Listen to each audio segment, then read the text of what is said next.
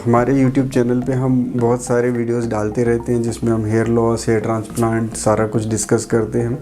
उसमें डिफरेंट हमारे subscriber comment करके क्वेश्चंस भी पूछते हैं। तो आज हम ऐसे एक कमेंट पिक करने वाले हैं।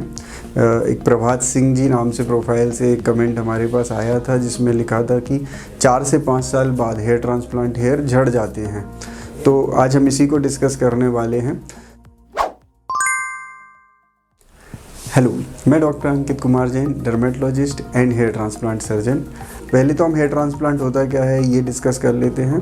तो हमारे सिर के पीछे के हिस्से से जो परमानेंट जोन होता है उससे हम अगर ग्राफ्ट को आगे प्लान कर रहे हैं, ट्रांसफ़र कर रहे हैं, ट्रांसप्लांट कर रहे हैं तो ये परमानेंट रहेंगे, ये हमेशा रहेंगे।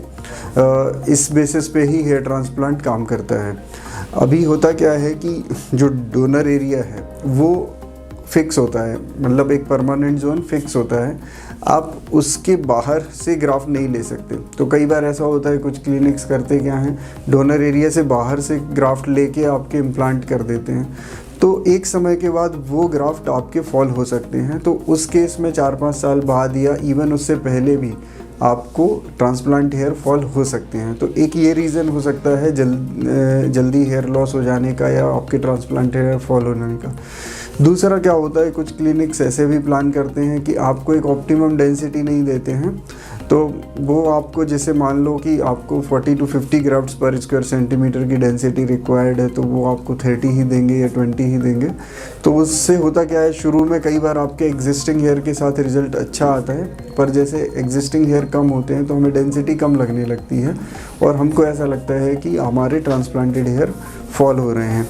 तो ये एक रीज़न हो सकता है जहाँ आपको महसूस हो सकता है कि ट्रांसप्लांट हेयर फॉल हो रहे हैं।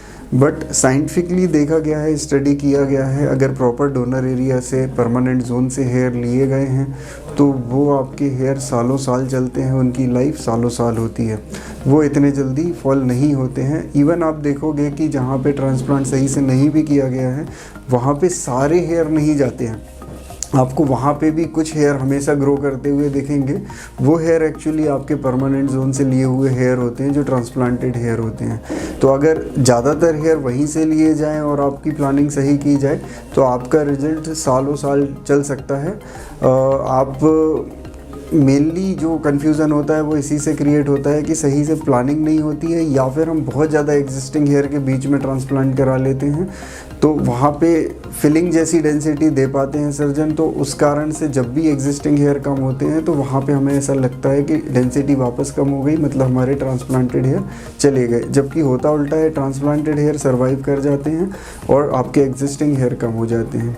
ऐसे ही आप भी कमेंट करके अपने क्वेश्चन पूछ सकते हैं। हम कोशिश करेंगे उस टॉपिक को भी लेके हम वीडियो बनाएं।